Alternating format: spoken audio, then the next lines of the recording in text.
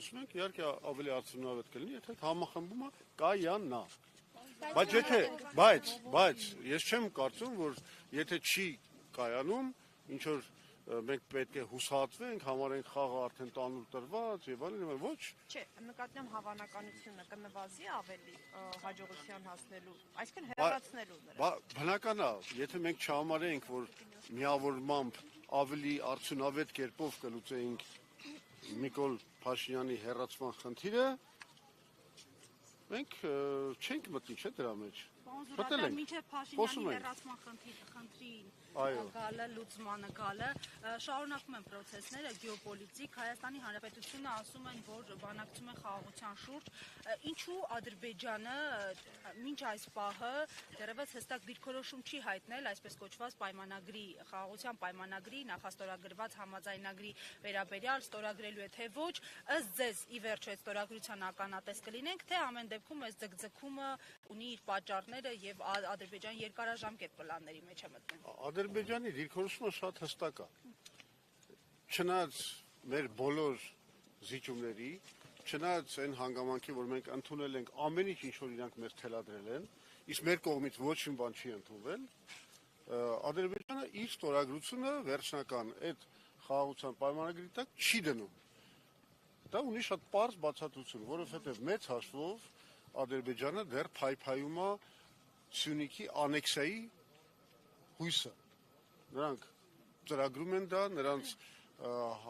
հակահայկական, հայատյաց, համակարգային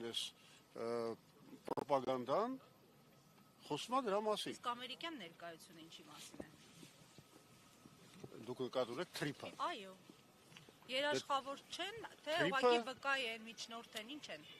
Չէ, թրիփը դա իրականում գործարք է Միացյալ Նահանգների եւ Ադրբեջանի միջև, որովհետեւ ըստ էության այդ գործարքի ամբողջ իմաստը այն է, որ Հայաստանի տարածքով պետք է ապահովի անխոչնդոտ կապ Ադրբեջանի եւ Նախիջևանի միջև։ Ամեն դեպքում ասում են սուվերենության խնդիր։ Հիմա մենք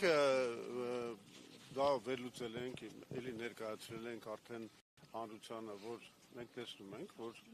իրականում չնայած այդ փաստաթղթի մեջ ամեն բան չի պահպանված, ամենակարևոր կետը, որի մասին մենք խոսում ենք, հետևյալն է, որ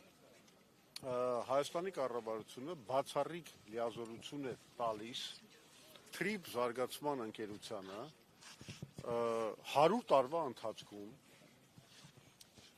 այդ տարածքում, որը կապելու է Նախիջևանը Ադրբեջանի հետ, որևէ բան նախագծելու, կառուցելու, պլանավորելու եւ այլն եւ այլն։ Ինչը նշանակում է, որ եթե այդ կետը չփոխվի, իսկ դա դեռ իրավական ուժ չունի, եթե այդ կետը չփոխվի, դա նշանակում է հետեւյալը, որ Հայաստանը օրինակի համար չի կարող սուվերեն որոշում ընդունել նրա մասին, որ կառուցի երկաթուղի, որը կկապի Հայաստանը Իրանի հետ։ Դուք եթե իշխանության մաս լինեք, այդ կետը կփոխվի եւ ո՞րն է ձեր այլընտրանքային օրակարգը, որովհետեւ հանրային ու քաղաքական տարբեր շրջանակներ ընդդիմությանն են մեղադրում հակնդիր, հակադեմ օրակարգեր չբերելու եւ դաշտում այսպես դատարկություն թողնելու Փաշինյանի հետորաբանության համար։ Այդ ամենամեծ կեղծիքն է, որ իշխանությունը տարածում է մեր մասին, որովհետեւ իրենք ասում են, որ լավ թե վատ, հա, պարտվել ենք, ջարդվել ենք, ինչ ենք արել, հիմա խաղաղության ծրագիր ունենք ու մենակ մենք ունենք եւ ալտերնատիվ չկա։ Սա մեծ սուտ է, որովհետեւ կոնկրետ Հայ ազգային կոնգրեսը հանդես է եկել TRIP plus BRICS պայմանական անունով ծրագրով, որի գլխավոր գաղափարը հենց դրանում է կայանում, որ մենք պետք է միջազգային կոնսորցիում ստեղծենք, որը այդ TRIP-ի ուղուն, որը սպասարկելու է բացառապես Ադրբեջանի շահերը եւ աշխարհաքաղաքական ինչ-որ կենտրոնների շահեր, որոնք շահագրգռված են, որ Թուրքիան կապի, ասենք, բանի Միջին Ասիայի հետ։ Հա, մենք դրան պետք է ավելացնենք այն ինչ որ մենք կոչում ենք BRICS-ի կոմպոնենտը, այսինքն միջազգային կոնսորցիում, որը պետք է սարքի Հայաստան-Իրանին կապող երկաթուղի։ Ըստ էության Հայաստանի միջոցով Սևծովը Պարսից ծոցի հետ կապող երկաթուղի։ Դա շատ լավ մշակված պրոյեկտ է, 3.2 միլիարդ դոլար գնահատված, չինական մասնագետների կողմից մանրամասն գծագրված։ Այդ մենք ունենք մեր ձեռքում դա եւ մենք իշխանության գալուց առաջին խնդիրը դրելու ենք հենց դա, որ վերականգնենք աշխարհաքաղաքական բալանսը, ստեղծենք, այո, մենք հասկանում ենք, որ միջազգային պարտավորություններ կան, մենք չենք կարող դրանք մերժել, մենք չենք կարող պայթեցնել խաղաղության process-ը Հայաստանի շուրջ, բայց մենք կարող ենք բարելավել ու առաջին հերթին վերականգնելով մեր ինքնիշխան իրավունքը։ Ի վերջո ես հարց տամ, էլի, պարոն Զուրաբյան, դուք խոսում եք ձախողումներից, օրինակ Փաշինյանն էլ գրել է, ասում է վերջին տարիներին, Գալիս է այն տեսարանը, երբ որ ինքը առել էր այն SU 30 SM բաները, այդ ինքնաթիռները, հետ գնացել էր բարձրացությունը, որ ինչ լուրջ տեխնիկա են առնում, իսկ հետո պարզվեց, որ ինքը չի առել դրա հետ կապված հրթիռները, չի առել օդաչուների տրեյնինգի հետ կապված ծառայությունները, բաները, պահեստամասերի սպասարկումը եւ այլն եւ այլն։ Այսինքն դա, որի ծախսելով հարյուրավոր միլիոն դոլարներ այդ SU 30 SM ինքնաթիռների վրա, մենք ձեռք էինք բերել մետալալոմ էինք ձեռք բերել, որը պատերազմի ժամանակ ոչ մի դեր չկատարեց։ Հիմա, եթե ես ոնց կարող եմ այդ մարդու ասածներին այս բանից հետո վստահել։ Պարոն Զուրաբյան, բանակի մասին, կարծում եք, որ Հայաստանի անվտանգության երաշխիքը բանակն է շարունակում մնալ, թե օրինակ ինչպես իշխանությունն է պնդում խաղաղության պայմանագիրը, բանակը ինչ դեր ունի այսօր։ Հիմա ոչ մի երաշխիք չկա խաղաղության։ Սա ընդամենը նախընտրական զինադադար է, որը Ալիևը կնքել է Հայաստանի հետ միայն մեկ նպատակով, որ Հայաստանում ամրապնդի Նիկոլ Փաշինյանի իշխանությունը։ Այսինքն իրան պետք է այդ բոլոր ժեստերը լինելու են, ադրբեջանական նավթ, չգիտեմ, էլի ինչ որ բաներ կանեն, որ Նիկոլ Փաշինյանը ստանձնի Ադրբեջանի գեներալ գուբերնատորի պաշտոնը Հայաստանում։ Բանակի դերը այս օրերին։ Բանակի դերը անվտանգության երաշխիք չի արդյոք բանակը։ Դե հիմա հենց այդ եմ ասում, իրականում ոչ մի երաշխիք այսօր գոյություն չունի, ոչ Միացյալ Նահանգներն են այսօր երաշխավոր իրենք չեն էլ ստանձնել երաշխավորի դեր։ Մյուս կողմից ասում եմ, ստեղծված է աշխարհաքաղաքական մի հատ լարվածություն, որովհետև այդ թրիպով անտեսվում են օրինակի համար Ռուսաստանի, Իրանի, Չինաստանի, Հնդկաստանի շահերը, հետևաբար մենք իրականում ոչ թե ինչ-որ երաշխիքների պայմաններում ենք հայտնվել, այլ հակառակը երաշխիքների բացակայության պայմաններում։ Այդ երաշխիքները պետք է կառուցել, ու այդ երաշխիքներից գլխավորը պետք է լինի այդ ինչ-որ ես ասում եմ, որ մենք կարողանանք նորից վերականգնենք աշխարհաքաղաքական բալանսը։ Մենք պետք է այն դաշնակիցներին, որ ունեցել ենք իդեմս Մինսկի խմբի, նորից ունենանք։ Եվ բանակը պետք է լինի բաղադրիչ երաշխիքների եւ մեր դաշնակիցների հետ հարաբերությունների վերականգնումը պետք է լինի բաղադրիչ, ընդ որում բոլորի հետ։ Մենք ասում եմ, մենք չենք մերժում եվրոպական միության հետ համագործակցությունը, մենք ողջունում ենք Միացյալ Նահանգների ներգրավվածությունը այս process-ների մեջ, բայց մենք հասկանում ենք, որ դա ունի սահմանափակ հնարավորություն։ Դեպքին ուզում եի այդ մեր քաղաքական քննարկումներից հարցնել։ Տեսեք, բոլորը, գրեթե բոլորը ասում են, որ փորձենք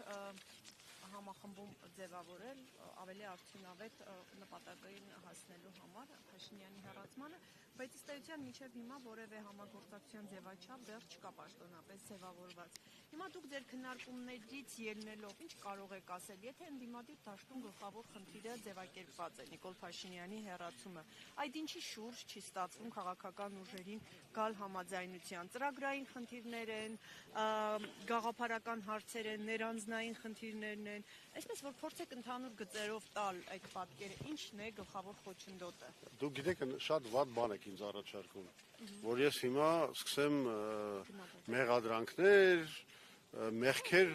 բաշխել, մեղադրանքներ ներկայացնել եւ այլն եւ այլն։ Ես կարող եմ ընդհանրապես ասել, մեր դիրքորոշումը շատ ճկուն է։ Մենք առաջարկել ենք այդ կոմիտեի մոդելը, որտեղ այդ լիդերության համար պայքարից խուսափելու համար մենք ասում ենք եկեք ստեղծենք կոմիտե, որը հետագայում կընտրի, ասենք, վարչապետի տեխնացու։ Հասկանում եք, դա շատ ճկուն մոդել է, մենք առաջարկել ենք, ոչ ոք չի մերժում հերքում, բայց գործը առայժմ առաջ չի գնում։ Այսինքն լիդերության շուրջ ամեն դեպքում կան խնդիրներ։ Իսկ դուք ոնց եք կարծում, ոնց կարող է չլինի։ Ձեր բանակցությունները Բայց մենք ասում եմ, չնայած մենք շատ վճռական ենք, որ կոնկրետ այս հենց իմ տեխնացությամբ էլ գնանք եւ կռվենք մեր տեսակետների հաղթանակի համար, բայց մենք նաեւ այդ ճկունությունը պահպանում ենք, որ եթե ինչ որ իմաստալից, բովանդակալից միավորում առաջարկվի կամ մենք կարողանանք համոզել մարդկանց, մենք կարող ենք գնալ նաեւ կոմպրոմիսային վարչապետի, կոմպրոմիսային ծրագրի ստեղծման ուղղությամբ։ Դաշտում եղած տեխնացուներից ամենաընդունելին այս պահին դուք ում եք համարում, որ կարող եք միասնական դիրքերից հանդես գալ։ Գիտեք, ես ընդունելի հիմա տեխնացուներից չեմ խոսի, ես կարող եմ մի բան ասել, որ ակնհայտ է, որ հիմա կա ֆավորիտ, հա, բանը, այդ Կարապետյանենց քաղաքական ուժն է, հա, իհարկե բանակցում ենք։ Ինչ արդյունք այս բանը։ Բայց եթե ես ասած, եթե արդյունքը լեր կասեի, էլի։ Ես իրանք կներեք, իրենք ասել են, որ կա հայտարարեն։ Լսեք, ես ձեր շպիոնը չեմ։ Չէ, Նարեկ Կարապետյանի տեխնացությունը որպես վարչապետ, ըստ էության իր տեխնացությունն են կարծես թե հայտարարել։ Չէ, ուզում եմ ասեմ, ես հետևյալն եմ ուզում ասել, որ իրանք հիմա ունեն այդ հնարավորությունը ստեղծել համազգային լուրջ քաղաքական համախմբում։ Իրենց սա կախված, իրենք այդ աստեղային ժամի հնարավորությունը ունեն։ Իրենց սա կախված, իրենք իրենց աստեղային ժամը կստանան, թե բաց կթողեն։ Բայց մեր կողմից կա ճկուն պատրաստակամություն, ինչ որ մի միասնական թիմ ստեղծելու ուղղությամբ։ Պարոն Զուրաբյան, ես ճիշտ եմ հասկանում, չէ՞, դուք ասում եք, որ ամբողջական, այսինքն տարբեր քաղաքական ուժեր հենց դաշինք ձևավորեն, ֆորմալ դաշինք լինի Մերձևովի քաղաքական ուժի շուրջ, չէ՞։ Մեծ ցուցակ ձևավորվի, դա եք ասում, որ իրենց շուրջ ստեղծեն լայն համախմբում։ Այսինքն կոնկրետ ուժերի հետ միավորվեն եւ այդպես գնան։ Ես խոսում եմ լայն համախմբման մասին։ Քաղաքական ուժերը, որոնք ասենք իրատեսական են, ռացիոնալ մտածողություն ունեն, կիսում են նաև այդ մեր ծրագրերը, օրինակի համար Հայաստանի ինքնիշխանության վերականգնման ուղղությամբ, իրական խաղաղություն բերելու ուղղությամբ, տնտեսությունը զարգացնելու ուղղությամբ։ Եթե այդ ուժերը միասին կազմեն մի համախմբում եւ այո, բնականաբար մի ցուցակով գնան ընտրությունների, բայց իհարկե դրա մասին է խոսքը։ Այդ լիդերների մասին հարցին չպատասխանեցիք։ Ինչ հարցեր։ Ամենաընդունելին հիմա դաշտում եղած տեխնացուներից պատասխանում եք Կարապետյանից մասին խոսեցիք, բայց շարունակում։ Չէ, ես իրանք էլ դեռ չեն հայտարարել իրենց լիդերները ով են, չէ։ Ես ընդհանրապես խոսում եմ ուժերի մասին։ Ձեր շուրջ կհամախմբվի ներկայումս ընդդիմադիր դաշտից հանդես եկող։ Լսեք, ես գեղեցկության կոնկուրսի բան ժյուրի անդամ չեմ, որ հիմա ասեմ ով է ավելի համակրելի կամ ոչ համակրելի։ Մեր համար կարևորը այնպեսի գործիքներ ստեղծենք, որ կարողանանք երկրում ինչ-որ բան փոխենք դեպի լավը, դրենք ճիշտ ռելսի վրա մեր երկիրը։ Ընդհանրապես սա է։ Ինչ է հիմա այս մեկը ավելի է դուր գալով չի։ Հովհաննիսյանը մեծ հետ զրույցում Եռաբլուր զինվորական պանթեոնում նշում է, որ աջ ու ձախ վարչապետի տեխնացուներ հայտարարելու process չի սա եւ որ այո նաեւ պետք է միասնական մեկ դիրքերից հանդես։ Հիմա ես ուզում եմ հասկանալ, քանի որ դուք նաեւ չեք բացառում դա, ձեր անձի շուրջ այս դաշտում եղած ընդդիմադիր ուժերը ըստ ձեզ կհամախմբեն կամ ձեր քննարկումները, որոնք այս ընթացքում եղել են, դուք ինչ եզրահանգման եք գալիս։ Ես հենց նոր ձեզ ասացի, որ դուք իզուր տեղը ջանքեր եք գործադրում, հիմա էներգիա եք ծախսում, փորձելով խորանալ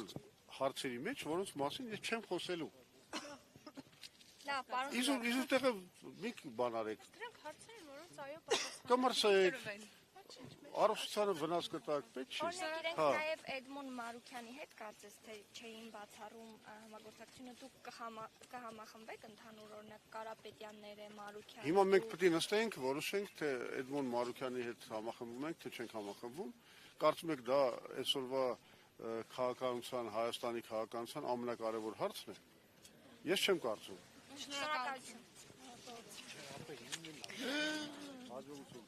Դուք այս րոպեներին լսում եք ՀԱԿ փոխնախագահ Լևոն Զուրաբյանին, ով պատասխանում էր լրագրողների հարցերին, իսկ